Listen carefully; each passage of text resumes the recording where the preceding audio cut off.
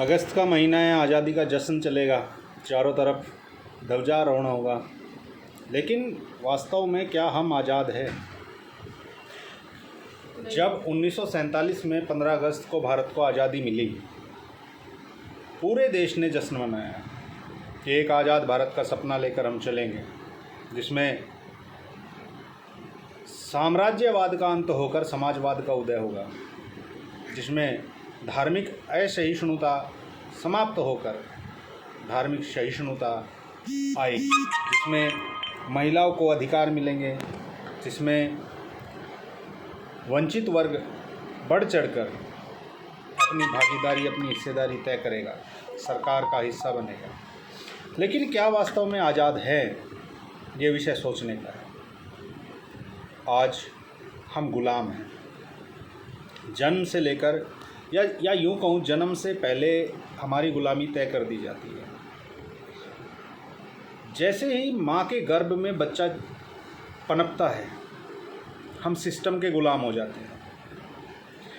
आज हिंदुस्तान में जहाँ प्रत्येक माता को एक अच्छी खुराक, गर्भावस्था के दौरान एक अच्छा इलाज और एक अच्छी फैसिलिटी या यूँ कहूँ कि एक अच्छा एनवायरनमेंट मिलना चाहिए था, वो नहीं है।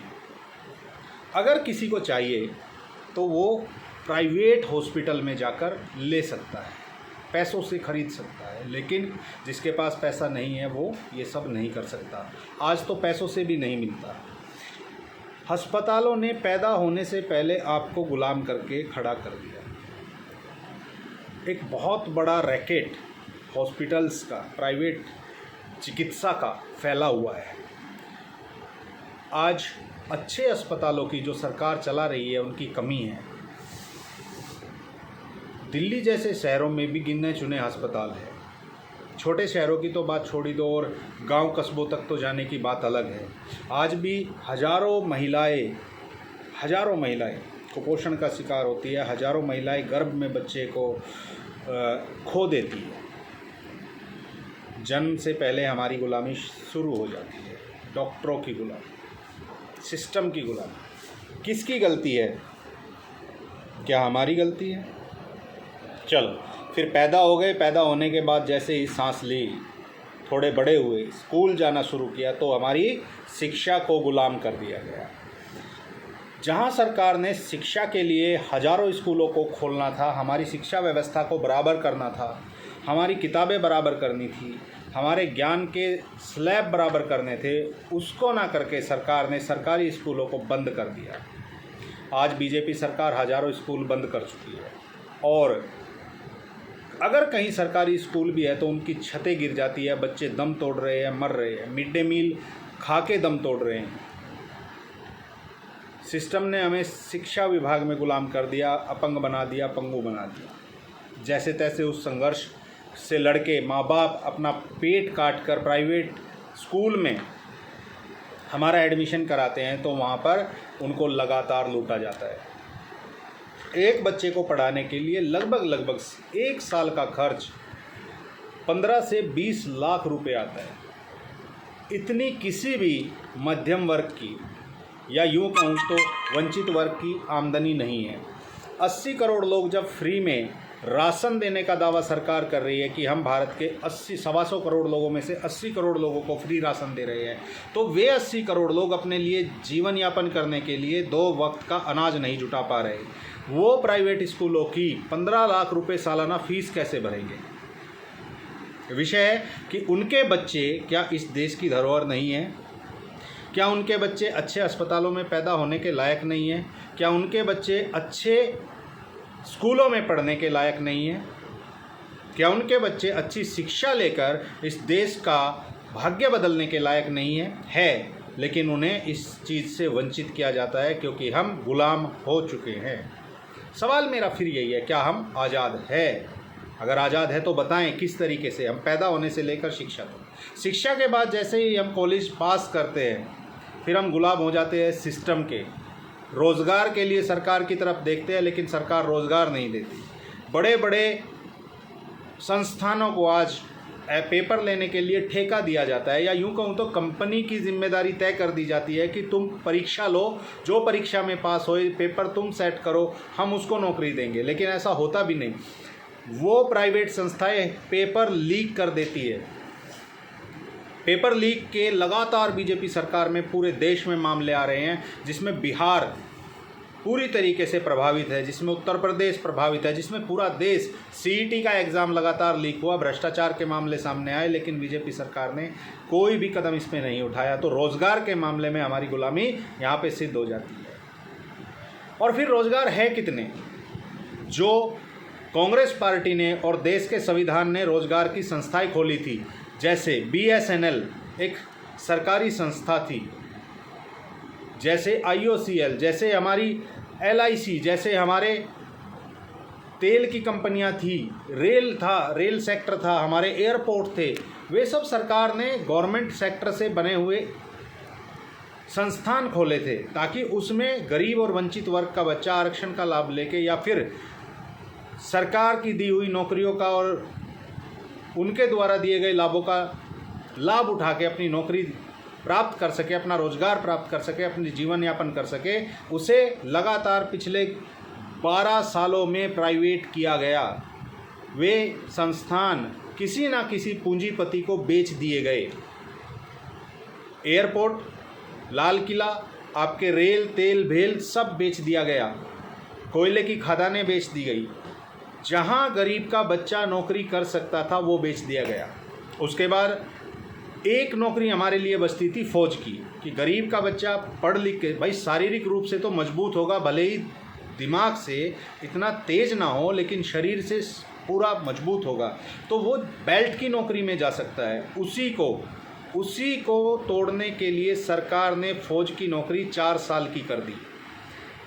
अग्निवीर योजना का नाम देते हुए कहा कि ये एक सेवा होगी और 4 साल के बाद इन लड़कों को निकाल दिया जाएगा और इन्हें खुले में छोड़ दिया जाएगा कि अब तुम बेरोजगार हो, जाओ और जो मर्जी करो। यहाँ भी हम सिस्टम के गुलाम हैं। उसके बाद आते हैं जैसे तैसे, अगर नौकरी नहीं लगती तब क्या होता है? हम अपना संघर्ष करके थोड़े बहुत पैसे जोड़ के अपना रोज़गार खड़ा करते हैं। परचून की दुकान से लेके छोटे छोटे रोज़गार, चाहे कपड़े का, चाहे उद्योग अपना लगाते हैं, या छोटा लघु उद्योग लगाने की सोचते हैं, या फिर हम लघु उद्योग लगा के उसको चलाने के लिए निकलते हैं, तो सरकार के टैक्सेस हमें गुलाम कर जाते हैं। GST, Gabbar Singh tax. या हम ट्रेड करना शुरू करते हैं, ट्रेडिंग में आते हैं तो वहाँ पे टैक्स शुरू हो जाता है, या कुछ और करने की कोशिश करते हैं तो सरकार वहाँ पे टैक्स लगाती है, और 57 से 80% टैक्स हमसे वसूलती है। आप कहोगे 57 से 80% टैक्स किस तरीके से वसूला जाता है? तो आपकी जानकारी के लिए बता दूं कि सरकार, आप अगर 5,000 या 10,000 रुपये महीने के कमाते हो तो उन 10,000 रुपये को अपने परिवार पे खर्च करते हो। आप 10,000 का सामान घर पे लेके आते हो, जिस सामान पे लगातार टैक्स लगता है, आटा, नमक, तेल, चावल, दाल, चीनी, आपकी कलम, पेन, दवात, किताब, कापी, आपके ब्लेड, शेविंग क्रीम, आपकी हल्दी, आपके घर में यूज़ होने वाले पंखे, बिजली के बिल, आपका पेट्रोल, आपकी motorcycle, fuel, road tax, toll tax, आपके कटिंग के सामान पे टैक्स, आपके नाखून से लेकर आपके सिर के बाल तक टैक्सेस में डूबा हुआ है। और अपनी तनख्वाह का आप 85% भाग सरकार को टैक्स में दे देते हैं। बचत क्या निकलती है आपकी? 15%, यानी 100 रुपये पे आप 15 रुपये बचाते हो। उस 15 रुपये में आप मकान, घर लेने की सोचते हो तो वहाँ भी गवर्नमेंट स्टाम्प ड्यूटी लगा देती है और टैक्स लेना वसूल करती है। कुल मिला के आप फिर सिस्टम के यहाँ पे गुलाम हो जाते हो और इस गुलामी को झेलते हुए आप लगातार चलते हो। इसके बाद जैसे तैसे करके आप अपना बिजनेस सेट कर जाते हो, या फिर बिजनेस सेट करने के कागार पे होते हो, तो फिर छापेमारी का दौर शुरू होता है। जब सरकार को पता चलता है आप पैसे कमा रहे हो तो उगाही का दौर शुरू होता है। फिर सरकार और उसके प्रतिनिधि आपसे मांग करते हैं कि चंदा दें। अगर आप चंदा नहीं दोगे तो फिर आपके ऊपर ED CBI की रेड लगेगी और आपको हम बिजनेस नहीं करने देंगे। यही कारण है आज हिंदुस्तान का एंटरप्रेन्योर या जो भी बिजनेसमैन है वो दुबई को प्रेफर कर रहा है, मलेशिया को प्रेफर कर रहा है, वो अलग देशों में जाना प्रेफर कर रहा है। वो उन कंट्रियों में जाता है जो टैक्स फ्रेंडली और इकोसिस्टम फ्रेंडली और वो बिजनेस फ्रेंडली है। सोच के देखो कि हिंदुस्तान की इतनी बड़ी मार्केट, इतनी बड़ी खपत, लेकिन मैन्युफैक्चरिंग जीरो। अगर मैं देखूं खपत और मैन्युफैक्चरिंग को दोनों को मिला के, तो वहाँ पर सिस्टम निकल के आता है कि हिंदुस्तान में जितनी मैन्युफैक्चरिंग होती है उससे 1000 गुना ज़्यादा यहाँ की खपत होती है। तो वहाँ पर भी हम फेल हो जाते हैं और सिस्टम के गुलाम हो जाते हैं। अब आ जाते हैं बुढ़ापे में। बुढ़ापे से पहले बच्चों की शादियों में आते हैं। तो बच्चों की शादियां जब आते हैं, बच्चों की शादियों करने के लिए तो फिर हमें गुलामी का सामना करना पड़ता है। सामाजिक रूप से हमें खुद को सिद्ध करना पड़ता है। लड़की के भविष्य के लिए हमें अच्छे लड़कों की तलाश होती है। अच्छे लड़कों के लिए हमें बेटियों का ये देखना होता है कि कितना दहेज इकट्ठा करना है। फिर गुलामी एक बाप को सिद्ध करनी होती है। उसके बाद आ जाते हैं वृद्धावस्था में। वहाँ पे गुलाम खड़े हो जाते हैं। कफन पे भी टैक्स लगा दिया जाता है। ये तो थी कुछ एक मोटी मोटी चीज़ें। अगर और चीज़ों की बात करूँ, सामाजिक गुलामी की बात करूँ, तो जातिवाद, जिसको जातंकवाद का नाम दिया गया है, उस गुलामी को झेलते हुए इस देश को इतने वर्ष हो गए, क्या उससे आज़ाद हो पाए? नहीं। संविधान के द्वारा दी गई अभिव्यक्ति की आज़ादी क्या मिल पाई? नहीं। क्या स्वतंत्रता हमें मिल पाई? नहीं। हमारा किस तरीके से विकास हुआ कि आज देश को हम यहाँ पर लेके आए? क्या हमें पर्याप्त तरीके से वो शिक्षाएं मिल पाई जिससे हम समर्थ स्टेट, या ये कहूँ एक पावरफुल कंट्री खड़ी करें? नहीं। चाइना हमारे साथ आज़ाद हुआ था, लेकिन वहाँ के नागरिकों की शिक्षा व्यवस्था इस तरीके से वहाँ की सरकार ने की कि उन लोगों ने एक इकोनॉमी पावर चाइना को बनाकर खड़ा कर दिया। गालियाँ देना आसान काम है, लेकिन किसी को फॉलो करना, कॉपी करना या किसी के पद चिन्हों पर चलना बड़ा मुश्किल है। आज भगत सिंह जिंदा होता तो इस साम्राज्यवाद के खिलाफ दोबारा से बगावत करके संसद में शायद बम फेंक देता, या फिर दोबारा से भगत सिंह बगावत करके फांसी पर झूल जाता और सरकारों को कहता कि कान खोल के सुनो सरकारों, साम्राज्यवाद के लिए, भारत के लिए, साम्राज्यवादी भारत के लिए मैं फांसी नहीं चढ़ा था, मैं समाजवादी भारत के लिए फांसी चढ़ा था, जिसमें सब बराबर हो, सबको हक मिले, जिसमें सरकारें सुने। आज एक वही किस्सा दोबारा से दोहराता हूँ, जवाहरलाल नेहरू का भारत और मोदी का भारत। जवाहरलाल नेहरू के भारत में गिरबान पकड़ने की आज़ादी थी। बूढ़ी महिला भी जवाहरलाल नेहरू का गिरबान संसद के गलियारे में पकड़ सकती थी। यहाँ मोदी के भारत में बात रखने तक की आज़ादी नहीं है। अगर बात भी रखना चाहे तो उसके लिए भी हमें आंदोलन करने पड़ते हैं। किसानों ने अपनी बात रखना चाहिए, बेचारों ने इतना लंबा संघर्ष किया, इतना आंदोलन किया, और उसके बाद भी रिजल्ट क्या निकला? जीरो। सरकारों ने उनके कानों तक बात नहीं पहुंच पाई।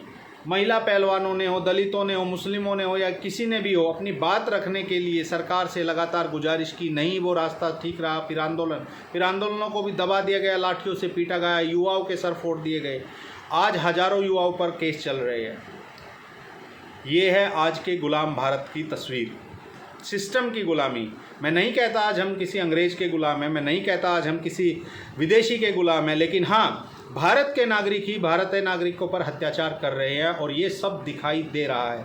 ये कब से शुरू हुआ, कहाँ से शुरू हुआ, मैं इस विषय पे नहीं जाऊँगा, लेकिन ये आज भयानक स्थिति में है।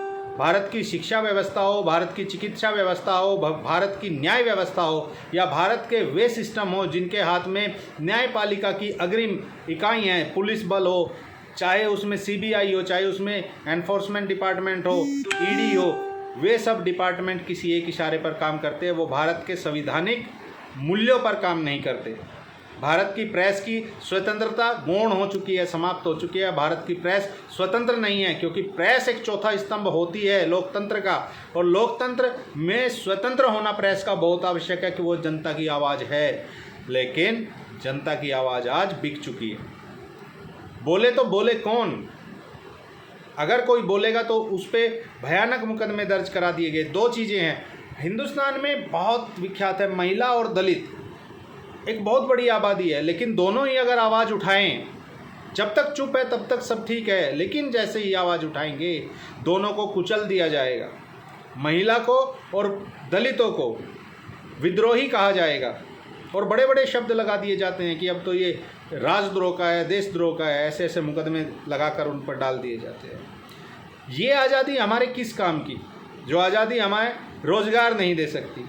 ये आज़ादी हमारे किस काम की, जो हमें अच्छा स्वास्थ्य नहीं दे सकती। ये आज़ादी हमारे किस काम की, जो हमें अच्छी शिक्षा नहीं दे सकती। ये आज़ादी हमारे किस काम की, जो हमें एक अच्छा शासन नहीं दे सकती। ये आज़ादी हमारे किस काम की, जो हमें एक स्वतंत्र और एक अच्छी विचारशील सरकार नहीं दे सकती। ये आज़ादी हमारे किस काम की, जो हमें एक निर्भीक राष्ट्र नहीं दे सकती। ये आज़ादी किस काम की, जो विश्व में हमारे देश को विश्व गुरु नहीं बना सकती। हमें इस मानसिक गुलामी से उभरना होगा और हमें इस सिस्टम की गुलामी से भी लड़ना होगा। आज लड़ाई दूसरे तरीके की है। लोकतंत्र है, देश हमारा है, अपने ही लोग सत्ता में बैठे हैं। मैं नहीं कहता कि किसी भी प्रकार की जनहानि या फिर देश की हानि के लिए लोग लड़े। मैं सिर्फ इतना चाहता हूँ, विचारों की लड़ाई लड़े। जो सत्ता में बैठे हैं वो भी विचारों को समझे। देश उनका भी है, उतना ही है, बराबर का है। आप अच्छे काम करोगे हम प्रशंसा करेंगे, लेकिन आप अच्छे काम नहीं करोगे तो हम उसके बारे में बोलने का हक रखते हैं। यह संवैधानिक अधिकार हमें दिया जाता है।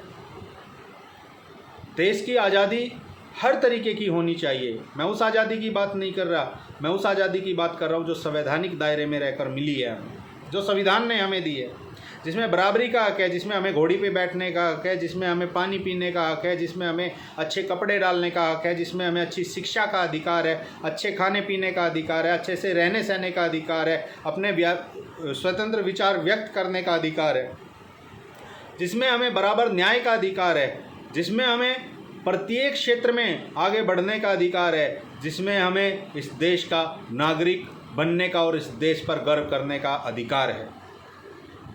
मैं उस आज़ादी की बात कर रहा हूँ जिसमें किसी एक पूंजीपति के हाथ में सारा पैसा ना हो, जिसमें देश के बराबर हाथों में बराबर काम हो, बराबर हाथों में बराबर पैसा हो, हर किसी का पेट भरा हो। देश के बारे में हमें सोचना होगा। आज देश के बारे में कड़ा फैसला लेना था तो केवल और केवल एक विषय में लेना था, जनसंख्या वृद्धि के मामले में। बचपन से पढ़ते आए हैं जनसंख्या वृद्धि विस्फोट। जब हिंदुस्तान की पॉपुलेशन 40 थी, 60 करोड़ थी, जब 100 करोड़ हुई तब भी हम ये पढ़ते, लेकिन उस पर कोई निर्णय नहीं लिया गया। देश के बारे में निर्णय लेने की आवश्यकता है कि आर्थिक तरीके से देश मजबूत कैसे बने। देश के बारे में निर्णय लेने की आवश्यकता है कि पूरे देश में शिक्षा एक जैसी एक तरीके से कैसे हो, हमारे स्वावलंबी गांव होंगे, हमारी एग्रीकल्चर व्यवस्थाएं ठीक होगी, हमारा सिस्टम ठीक होगा तो सब चीज़ें ठीक होगी, वरना इस आज़ादी का क्या फ़ायदा। मैं मानता हूँ मैं आज़ाद भारत का नागरिक हूँ, लेकिन मैं आज़ाद भारत में सिस्टम का गुलाम नागरिक हूँ और इस सिस्टम की गुलामी को हमें उस सिस्टम को ठीक करके संवैधानिक दायरे में रहकर सुधारना होगा। ये देश के लोगों के हाथ में है, लोकतंत्र के हाथ में है, आपकी वोट के हाथ में है। इसीलिए वो सरकार चुनो जो सरकार तुम्हारे गुलामी की बेड़ियों को काटती हो, जो तुम्हें समान शिक्षा का वादा करती हो, जो तुम्हें समान रोजगार का वादा करती हो, जो तुम्हें एक अच्छे जीवन का, अच्छे भविष्य का वादा करती हो। केवल 5 किलो अनाज देने से पेट नहीं पलता। आज़ादी का पर्व है, सभी को आज़ादी की शुभकामनाएं। देश की तरक्की के लिए, देश की एकता अखंडता के लिए मैं हार्दिक शुभकामनाएं देता हूं, दुआ करता हूं, दिन रात सजदा करता हूं, तिरंगे को सलाम जय हिंद करता हूं, क्योंकि मैं भारत का नागरिक हूं, मैं भारत से प्यार करता हूं, अपने वतन से प्यार करता हूं। इसीलिए वतन के बारे में अच्छा सोचने का मुझे अधिकार है और अपनी बात रखने का अधिकार है। आज़ादी की शुभकामनाओं के साथ, इसी संदेश के साथ, जय हिंद, जय भारत।